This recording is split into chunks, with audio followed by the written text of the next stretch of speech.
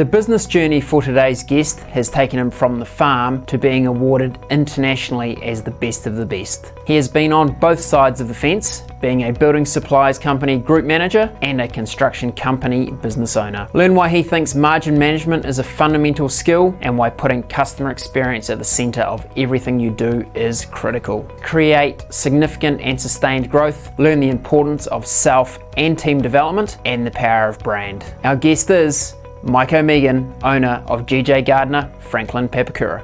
Hey Mike, welcome along to the podcast. Great to have you here. Thanks, Ryan. Good to be here. So let's go fast facts so the audience can get to know you a little bit more. Yep. Are you a breakfast or a dinner guy? Dinner. Yeah. Yep. And what would you love on your plate? Ooh, probably big steak. Yeah. Big Nice. steak. Yeah, Nice. definitely. So haven't watched Game Changers yet? No, not yet. Don't think I will. Maybe stay away. On holiday, would we see you bungee jumping or lying on the pool lounger? A bit of both, actually. Yeah. Bit of action going on holiday and also relaxing too. Yeah. Yep, So always try to build that into your mix. Yeah, definitely. Yeah.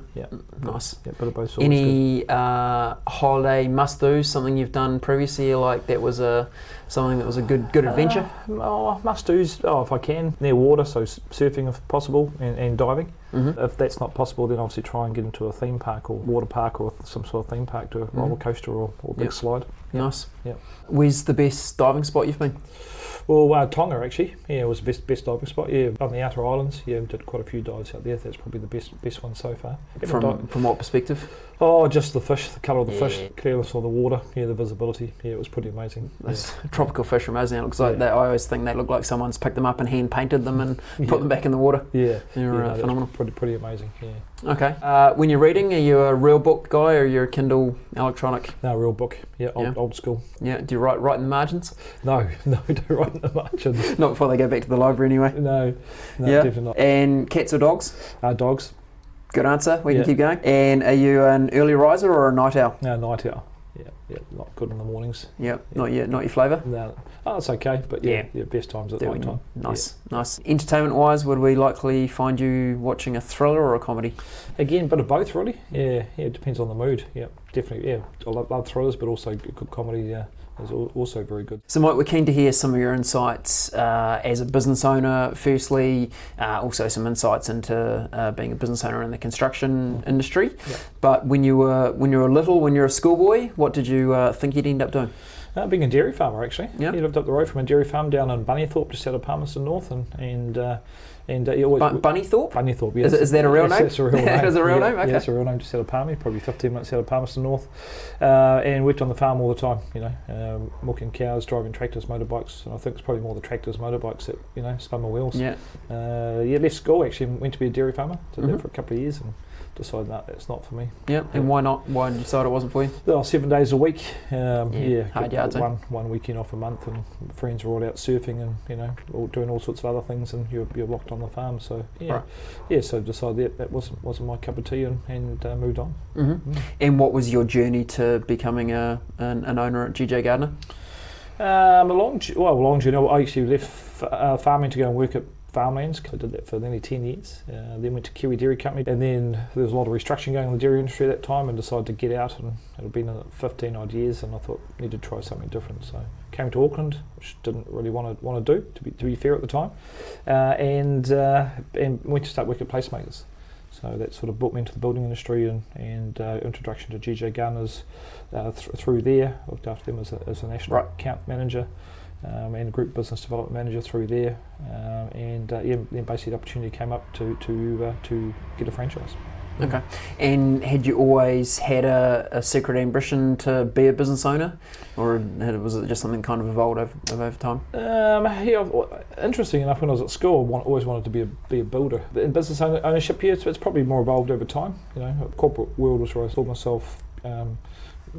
No set level, but just saw myself being in the corporate world, and then had enough of that after a few years, and decided, it's time to get out there and put my money where my mouth is, and actually own my own business, charge my own destiny. Mm-hmm. And how old were you when you started with GJ? 40.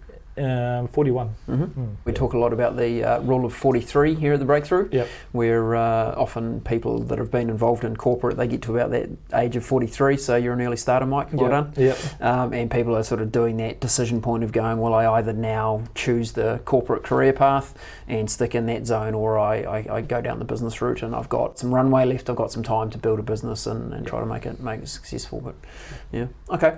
And who in your business career do you think's influenced you the most? Well, that's a hard question, that one. There's been so many different people, actually. At the moment, I've got Grant and Ali Porteous who own GJ Gardner, so a lot of influence there, and a lot of good guidance and help from those two with the business. There's also people inside GJs that have been there for years, 20 odd years, running franchises, just got a wealth of knowledge. I've got some old bosses, that have been good and bad. One taught me a really good thing about margin management, but the way he dealt with customers was actually quite shocking. Right. So he has influenced me both from the good way about how to manage margin and profits, but when it comes to how he looked after customers, I thought he was pretty average. And there's been a couple other bosses I've had too that you just look at the way they manage people and learned a lot from them what not to do. Right. And tell us about the margin management. What was your learning there? Well, basically, when I was working back at Farmlands, had a boss there who was great around margin management. Just learned how to buying better and all that type of thing, and just how you keep hold of that margin, not trade that away. And that was a big learning. Never been taught that before. Right. If you tweak your margins, just ever so slightly on products, then over the course of the year, the sales you make on that, what that comes out at net profit at the end is actually quite staggering. Just by even 0.5%, it can make a big difference in your bottom line profit. And I think there's a serious misconception around construction that everyone's working on these massive margins and these huge profit. I think we, from owning a business, and we at the Breakthrough know from dealing with so many construction businesses that actually those margins are very, very tight. Yeah. And if you don't have good margin management, you can easily go from a project that looked like it was going to be quite profitable to one that's can cause you a loss, and the percentage points involved in that difference is actually pretty slim. It's very important now. From they say construction industry back then, retail probably wasn't as important as per product, but when you're dealing with one product, being every house is the same product in essence. You're building a house, the margin management is really, really crucial. So you've been on both sides of the customer-supplier relationship. When you used to be at Placemakers, now Placemakers and other companies are a supplier to you. Yep. How do you think about the balance of margin management, making sure you're getting the best price from your suppliers, but also the relationship piece that goes along with that? Yeah, I'd say most suppliers would say I'm pretty tough, but tough but fair. So I expect my pound of flesh from the suppliers in regards to what they deliver. But I'm very, very loyal. So once we've got a supplier or subby that we've got a great relationship with, I don't change very easily at all. Very loyal to them, but still expect. So you won't just jump around for price, but you expect a good value for what they're delivering. Yeah, I expect them to deliver a good value. And in my mind, we set those when we talk and meet. And if they don't live up to that, then we'll have a chat and try and work those things out. Right. It's very rare we'll change a supplier or subby, but it's normally done after at least one or two conversations with them, and sometimes more. Right. Okay. What have been the highlights for you of owning a construction company? Highlights, I think, first of all, is obviously being in charge of your own destiny. So, make your own decisions, just get on and get things done. It's been great not having to answer to many powers to be, which in corporate you can have 4 or 5 different bosses you've got to report to or discuss things with. Sure. The team of people, managing a team of people has been a big step up for me, and still learning, and probably still will learn while I'm in business. But I've seen some great people come through the business, and some great people still working for me after 8 or 9 years. So it's great to have those people in those relationships. Yeah, so let us dig into that a little bit. The managing a team. What have you learnt on the way through? How do you approach managing a team now, maybe versus differently to how you were earlier in your business career? Geez, how long have we got? I've learned heaps. Probably the biggest thing I've learned, operate at that level above the urgent versus the urgent versus the important. So, and that's taken me a long time to learn. I'm a sort of a doer. I get out there and get things done, and I want to be involved in things. So for me to take that next step up is difficult. But the last couple of years, I think I've come a long way in doing that, and the business has been a lot more successful. and that's not from a profit point of view, but just the culture inside the business and the way the team operate together. So yeah, I think you're seeing those people come through, seeing the younger people come through, and we help a lot with training and that type of thing. So we'll pay people to do more training, whether it's just a 1 or 2 day course, right through to people who've got going through construction management, and they've got a 4-year degree they're trying to get, and we'll help them with that as well. Nick, our accountant, we've helped him get through his chartered accountancy thing as well. So it's good to see those people come along and grow themselves, whether it's through that sort of training or even just professionally see them grow and become different people over the years as they get better at what they do. So how do you, as someone who's a doer, you realise that you did need to work higher in the business, work more on important things around strategy and partnerships and those kind of things. How did you check yourself or evolve when you're like, oh, I'm a doer, I just want to get involved with that? It can be tough to go, actually now I need a team that I can delegate to and have them do that. How do you think about that mindset shift? I think it's just gradually happened over time, as we've talked about that Breakthrough Group here, been teaching us that for a number of years, and but for me I'm a slow learner, and for me it just takes time, and I think trust is the big thing. You've got to trust the people that are working for you, and I think the team we've got, the management team, the leadership team we've got in the business at the moment is exceptional. They're doing a great job, and the catalyst I think last year was for me when I had both my knees replaced and I was out of action for 3 months. So not really in the business, even I was by phone or email, and the team just got on and got things done. And that was sort of a catalyst when I came back to make sure I didn't jump into the things I was jumping into before, and let the team manage the way they wanted to manage the things, and trust that they were going to deliver on it. So so it's having those weekly catch-ups with the team, making sure that we're going through the key operational issues each week, and making sure that the targets we've set or the goals we've set are being delivered on. And when they're not, obviously dealing with what's caused those issues and then dealing with those. But again, it's every week making sure, is this done, is this done, is this done? And 9 times out of 10 when they're done, then business flows really, really well. Amazing. And Mike, you've won Global Franchisee of the Year at GJ Gardner, and some of our listeners may not understand that GJ is actually a global organisation. It's in how many countries? It's only in two, so more it's Australia and the US basically. So and plus New Zealand, so kind of 3. So and some pretty big players. And you've won Global Franchisee of the Year. Yeah, they call it International Franchise of the Year. We won that year before last. So that was a pretty big year. So and again, that's driven on a number of factors. But I'd say the business has certainly got better since then as well, actually. So I don't sort of, after it's done, once it's over, let's move on to the next year. And the challenge is to pick that award up again. In the business, I've sort of changed that. It's not the key driver for us anymore. The key driver is around those customer service and customer satisfaction results, and also at the moment it's around team engagement. So we did that survey for us last year, which gave us some great insights into engagement of our team, and it was actually very high, which was great. But there's still quite a few areas in there that we can improve on. So for the next 12 months, rather than focusing on it becoming International Franchise of the Year, we're focusing around customer service, team engagement, and we believe that if we get those two things nailed and extremely well, then the International Franchise of the Year will hopefully flow through after it. Sure. Yeah. And any business that puts customer experience at the centre of what they're trying to achieve, of course, everything flows into customer experience, and then it creates great experiences for customers. They do recommendations, they do referrals, they want to tell everyone else about how great their experience was, so it drives that sales piece again, and just keeps that virtuous cycle keeps playing out, right? Yeah. That's good. Yeah. Okay. So if a young construction company owner was coming to you and you said, right, I can kind of give them 3 gems of advice about what you've learnt from your journey and what they should focus on and think about in developing and growing their construction business, what do you think you'd say to them? Geez, that's a hard question. 3 things. I think employing the right people would be focus, and be really clear about your employment strategy. What are you looking for the business to be, and employ those people, but also employ them for probably 2 to 3 years out where you think the business is going to be in 2 to 3 years time. So when you're planning your people recruitment, you're going, it's not just about filling the job I've got right now, but where might the business be in 2 or 3 years time? What capability will I need? Can this person evolve into that kind of role? Kind of role. Also, what's their long-term aspirations? Are they looking to take a higher role in the business Can we help them with that? Can we help them with training? And we prefer to train them and keep them, but at the end of the day, if they leave to better opportunities, that's also good. So people's the key thing.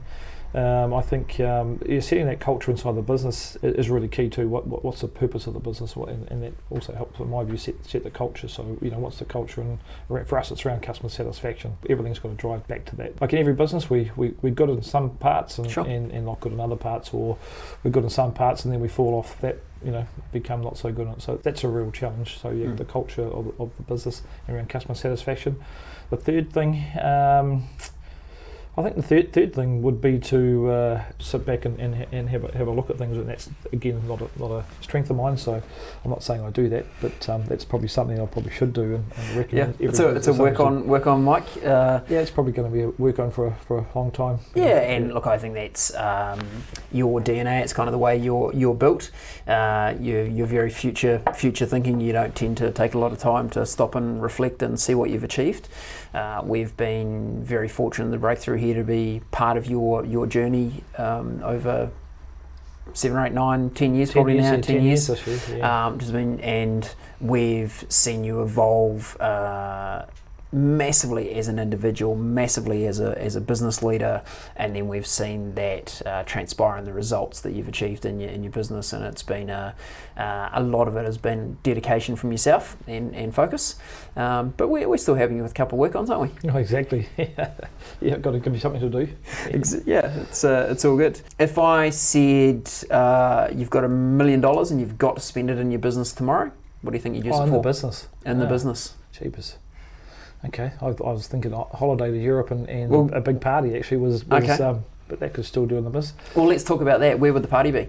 I'll be in Europe somewhere, but so not sure with the virus it's just poking around. They really want to travel there, but if I had $1 million, it'd be go away, family, friends, enjoy it. Perhaps go to some sort of concert somewhere, or and just have a good time. Who's the ultimate band for you? Oh, I've got many actually, but probably what favourites would be Foo Fighters. Get really good backstage passes, etc. And they're pretty good. And have a look. But in the business, $1 million in the business, probably for me would be giving something back to the staff. And put it out to them. What if we had a day to spend it? What would we do with it? And try and get some input from them. I love your altruistic view of helping the team out, Mike, and I know you do a lot of things around the team. But would we spend it on sales and marketing? Would we spend it on internal process development? Would we be spending it on more training and upskilling type thing? Where do you think? Well, based on where the business is at the moment, process is always. Because many parts to our business, like many businesses, there are, and your process would be certainly somewhere we spend it on and go back, get someone to come in and go back through our documentation and make sure it's all up to speed and do that. Training the staff is also key. So we'd check work out what we could do for training for the team and put that into them as well. Which you already do commit a lot of your resource and time around that. Yeah. And again, it all drives back towards that customer experience piece, isn't it? Yeah, definitely. Yeah. Okay. You mentioned culture. What does culture mean to you? That's a hard question, and we get asked that many times. What's the culture inside your business? And I can never really put a clear definition on it, if I'm being totally honest. Culture is really how the team, I suppose, behave really. How they behave when they're with customers or internally with staff, with subbies, and the whole business really.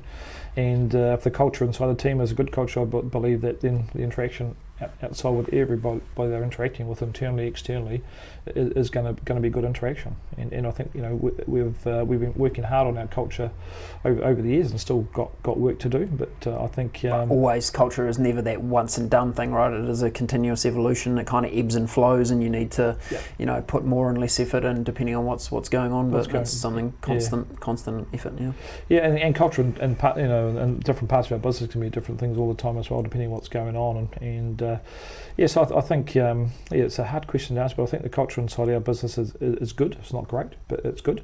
and I don't mean that from the team is at fault for not that culture not being where it needs to be, but I think there's some work we can do there. We've done a lot of work on values over the last couple of years, and getting the team aligned to those values and recruiting on those values, and also holding people accountable to those values, which is a constant thing. You've got to keep reminding yourself as well when you're talking to people, and I think those values do install the culture as well, but it does take a long time to install that. It's not something you can have a couple of sessions on with the team and instantly the culture in the business has changed. It's something it's always a work on for the leadership team, and I think it's something that always evolves as well. What the culture of the business is or was 5 years ago is different today, and will probably be different in another 5 years' time as well. Sure. Yeah.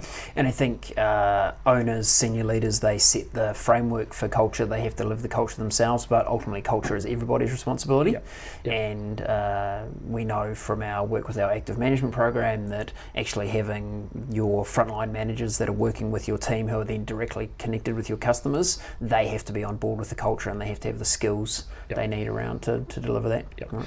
And you're right, yeah, for my role inside the business is to hold people accountable to making sure they're delivering on what our customer services, which does come back to the culture. And unfortunately, when someone's not living the same values we've got, then it's either getting them on board and hopefully quickly, or unfortunately having other conversations with them, because it only takes one person inside the business and it can obviously destroy the culture quite quickly, and we've had that unfortunately, and certainly don't want to go back there again. Absolutely. Now you're part of GJ Gardner, easily one of New Zealand's most recognised brands and one of the most trusted brands from independent survey research, etc.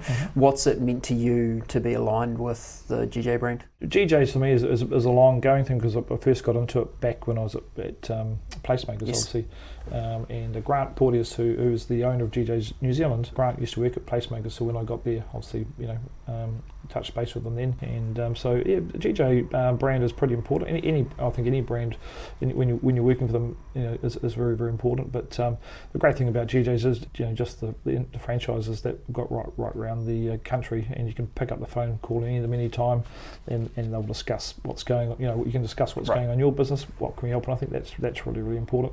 The brand's just the icing on the cake, basically. For me, it's about who you're working with and the other franchises that can help you through things that are going on. A lot of the way our business is so successful, I've just gone and copied what the successful franchises have done in the past. Sure. And blatantly just, well, how have you done this, how have you done that, and just adopted it, really. So a lot of the credit to how our business has gone is really due to other GJ franchises. And I'm sure equally you've shared your knowledge and what you've experienced with others, so I guess that's a good thing of being part of a tribe, as we would call it, that you help each other out and do what you need to do. Yeah. Okay, nice. Business comes with plenty of challenge, so I've got a couple of questions for you. One is, tell us about a time when you felt very challenged in the business and how you dealt with it, and then I'd be interested to know how you balance the mental challenge with your own health and well-being. So give us an example of a time you felt very challenged in the business. There's been many of those actually. So trying to pick one that's that is the best one would probably be last year, or year before actually. We had a huge number of houses under construction, and the structure inside the business wasn't really set up from a personnel point of view, and just the amount of resources that we need to actually get through these. So that was very trying times. Put a lot of pressure on the business and myself. And how do we get through it? Really just coming back and looking at where we were falling down, and it was not having the people in the right roles, and then just going back and basically strategizing around that, and what do we need to do, who do we need to bring in, and how can we do it quickly so we can get the business back on track. Right. Okay. So really looking at capacity and capability again, and sometimes you can't solve those challenges overnight, but again, when you look for your people plan, look to go, how does it help us for the short term, but then how do we make sure maybe we don't get in this situation again, or try to at least minimise the likelihood of the situation again. And it all comes down to experience, unfortunately, because you don't know what you don't know until you find out. So you found out we had some shortcomings in the business, but I suppose the hardest thing is also acknowledging that you've made some mistakes, and I made quite a few mistakes, and just the way things were set up, and didn't have the right structure and support for the team to actually really deliver on what we wanted to. So have to put that squarely on my shoulders, and I learnt a lot from that. But sometimes it's quite bruising to the ego to know that you've not done as well as you could have. Yeah. Yep. Okay. And how do you personally deal with the mental challenge, the stress of being a business owner? And you've got a significant team, you've got some very demanding customers, you've got significant dollars at risk with land and projects under the go. It could be. I'm sure many people would look at it and go, "Wow, I just don't know how you cope on a week-to-week basis." How do you try to deal with your mental well-being? I'm not sure either, really. Tequila comes in quite handy. No, but all seriousness, I think it's the big thing with coping is exercise and trying to eat well. And again, it's not one of my strengths. And with the knees being replaced last year, it's sort of I've used that as an excuse not to do as much exercise as I should. Talking to people, I think, is really, really important. And sometimes I probably talk to too many people, which can be confusing because you get many different answers. But it's talking to people and exercise, making sure you're looking after yourself and doing things that you like doing. Like I try and do quite a bit of surfing and get away quite a bit just to get out and play the drums and we play a bit of music, and that's quite a good stress relief as well. Yeah. Right. Yeah. So maybe a slot with the Foo Fighters as their drummer. How would that be? Oh, that would be awesome. Yeah, I'd love to do that. Yeah, that would be absolutely awesome. Seen it on YouTube when guys being pulled out of the crowd and oh, really? plays a song with wow. the Foo Fighters. Yeah, so that would be awesome. Absolutely awesome. Okay, yeah. On the bucket list. Yep. Yeah, definitely. Good one. Now, Mike, not a lot matters in life, but what matters a lot. What matters to you? Again, the three things that you push as a breakthrough group, it's health first of all, and family and friends. Yep, and that's really what it boils down to at the end of the day. Yep. Everything else after that is a bonus, but those three things are got good balance, good health. Your family and friends are well, and you've got support of your family and friends. That's key. Yep. Spot on. And if you were to give some advice to your 20-year-old self, what advice do you think you'd give? Not to take life so seriously. Yeah, that's what. How are you going with that? Oh, some days are good. And how do you try to do that? So how do you try to not take things so seriously? As I say to my daughter, actually, sometimes are you going to die from that? It's a bit extreme, but hits the. Oh, that's a good reference point. Hits the nail right on the head. What's the worst thing that's really going to happen if this plays out? Yeah. It's not life or death situation. So that's first thing, and after that, you just have to work through it and try and come out with the best outcome that you can, really, depending on the situation. Yeah, and that framework we've used a little bit, we go look at the current situation, problem, issue you're facing. How important will it be in a week? How important will it be in a month? How important will it be in 6 months, in a year, in a couple of years? Yeah. And when you give it some of that distance of time, you kind of go, oh, actually, probably this thing won't be too challenging. Yeah. Yeah, and it's amazing when you first start in the business, you're watching every penny as you do. I was saying pennies look after themselves, or I can't remember what that saying is, but basically, and now when you've got the business has gotten larger, some of those things you stressed about before, you don't even really worry about, but these other things that come into it. So sure, like you say, different level of challenge. Yeah, different level of challenge, different level of issues. So yeah. Okay.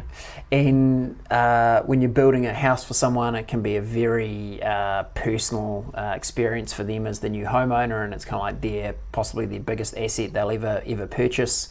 I'm sure you've got many a customer that has gone, this is just amazing, it's been brilliant. You don't win International Franchisee of the Year if you're not doing a great job for your customers, but come on, share us a couple of stories of customers that have maybe been a little over pedantic with things in their builds.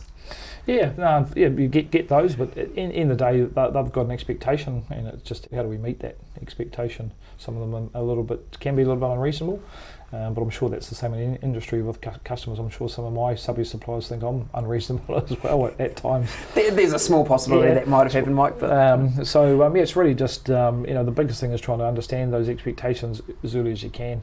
Not at the end of the build, because that makes it a lot more difficult to sort them out. And by that stage, if their expectations aren't met, then obviously they're not very happy customers, which is not what we want. So I think the key thing for us is really understanding where the expectations are and then try and personalise. Our purpose that we've got for our business is to create unexpected value for every client. Right. We talk about that all the time inside the business, and that can be such as taking them a cup of coffee one morning because they've had a bad morning and you meet them on site.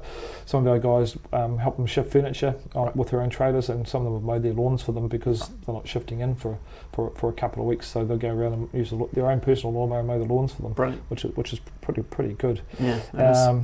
But yeah, we've had a few clients over the years, and we still will. Fortunately, that our expectations won't meet, and the key thing for us is really how do we overcome that, so everybody gets what they want.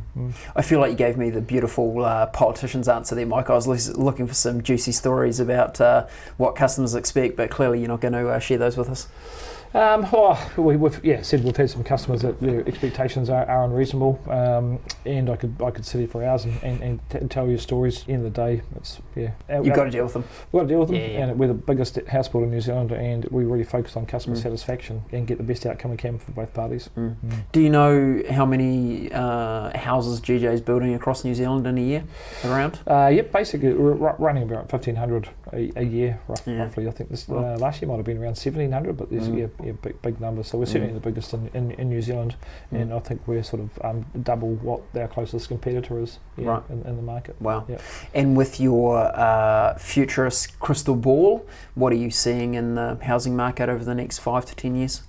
Oh, 5-10 years is a hard one to predict. I think the next couple of years are still going to be very strong. Auckland, which is where I work in South Auckland, that's just going to keep growing. If you're seeing what the council and all the growth figures that are out there, South Auckland's just going to keep growing. So for us, the next 5 to 10 years, will be strong.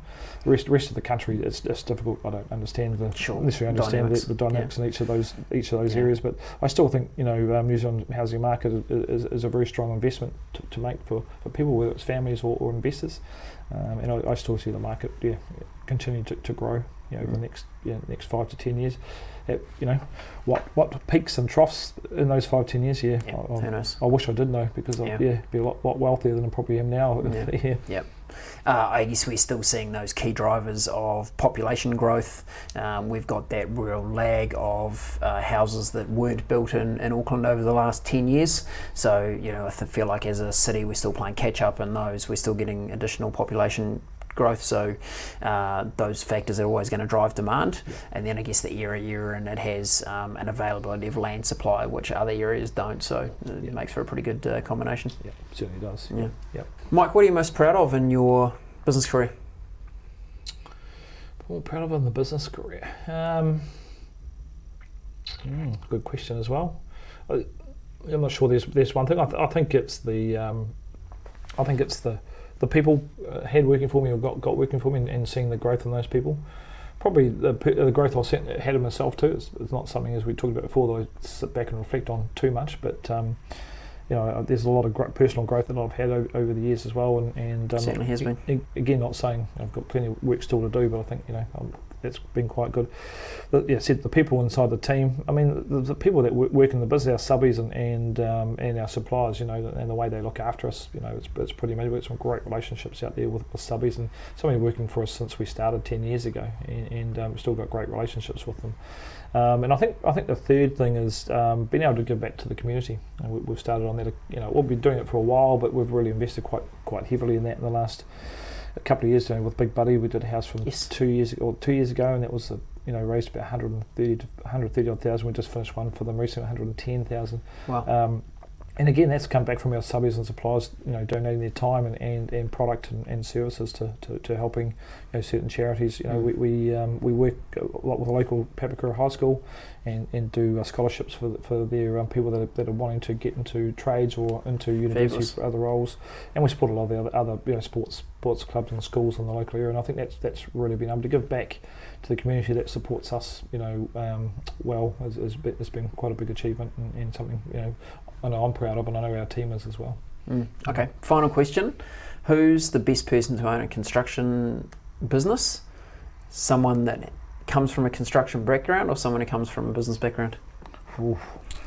Geez, that's a tricky question. And I'm going to sit on the fence and say either, really. So from a builder point of view, they can learn the business side of it. and do that well, and also from the person that's the business person can also learn the building side of it. But like in anything, if you don't know what you don't know, you bring the people in that know that stuff. So, I've got lots of people around me that got lots of building knowledge, because that's not a strength of mine, and that's what I hire them for, to come in and sort that stuff out for me. So. Brilliant. And Mike, you've done such a great job of answering these questions like a politician. I feel like your destiny is like at least mayor of Papakura or something after GJ.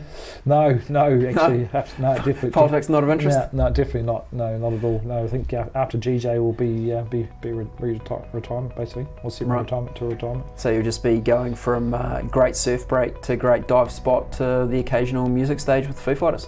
Yeah, hopefully. Yeah, that would be awesome. Sounds pretty good. Awesome. Thanks, Mike. Appreciate you joining us. Cheers, Ryan. Thanks.